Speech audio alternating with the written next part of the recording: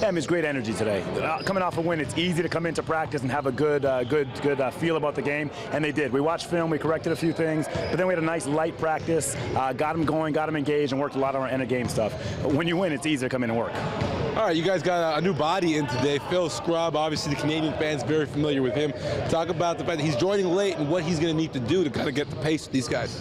Yeah, I mean, Phil's a great player and he's a real smart player. Obviously playing with Dave Smart, he understands systems, he understands basketball. So even after one practice, he's pretty much picked up all of our defensive coverages and our offensive sets. We don't have a huge package in yet, but Phil's a real smart player and he's going to be able to do something for us. He'll need a few more practices to really get into the flow, but once we get him going, a few more practices and a few more games, we should be able to show something. How difficult is that? I mean, he competed in the Orlando Summer League, and now he's coming here. He learned that offense, learning your offense, plus the legs are a little tough with the flight and the play. So, I mean, for a guy like that, are the expectations a bit different for him, or how do you treat that?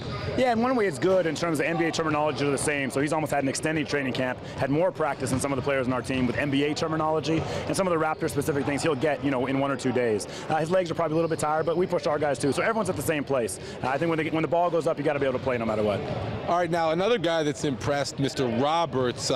First off, how high is his vertical? I was watching him grab some rebounds in that game, but talk about what you've seen from him and what he's been adding. Yeah, Ronald's been a real solid player. I think there's been a few times when you see a summer league crowd ooh and ah for a rebound when he jumps up in the air just get a rebound. But he definitely has a good vertical. But more importantly and more especially, I think, is the nitty-gritty of the game. He's a real tough, hard-nosed player. Knows how to play, knows how to rebound, be physical, and that's what we need. We need someone to grab and hold, and he's being that player for us.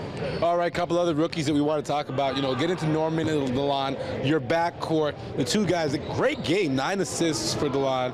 Norman, dropping buckets. What are you seeing from these two guys so far? Yeah, DeLon, I think his learning curve is ahead of where we thought it may be. As a young rookie in his first summer league game, you're never sure what you're going to get. Are the big lights going to really, shift his game? But he really played with composure and he slowed himself down, and that was, I think, the most important thing. So the floor opened up for him. You can see the angles to make those passes. So yeah, 9 assists in his first game is tremendous. And I think as he continues to learn and continue our defensive coverages, start communicating more and be more of a leader out there, he's going to be great for us. And of course, I want to talk about Bruno. The young man, 15 points. Quite a different experience in the first game for him compared to last year at Summer League. Yeah, I mean, Bruno has grown a lot, and I think as Toronto Raptors fans, we haven't seen it because it's been behind the scenes. He spent an entire year working on his craft, honing his game, and becoming a much better athlete. The biggest thing yesterday was his physicality. He was into people's body, he was grabbing and holding, he was being a physical athlete as opposed to sometimes when he tries to be a finesse athlete, and that's going to be the difference for him. The more physical he is, the better he's going to perform. And now, for the Toronto Raptors, you have all these guys here in camp, but the one caveat is you guys now have your own D-League team.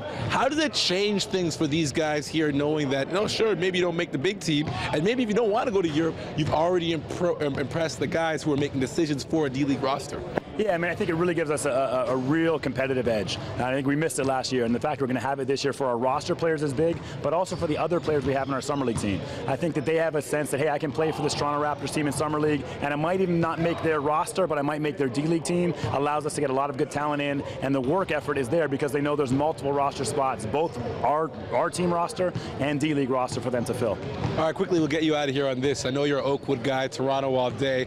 Corey Joseph, a local Canadian on the team. How does that make you feel? Oh, man, you know what? Just so proud, to be honest, just proud. I mean, I was here when Jamal came in, and he was at the tail end of his career, and to have the first Canadian, but Corey at the prime of his career to be in, someone who, played high school in Toronto, hit big shots in Toronto, and now to come back home for all the fans across the country is big for him, it's big for his family, but it's big for the Toronto Raptors, and to kind of symbolize, hey, we've arrived, and we've got a local player here who's ready to go to work right away.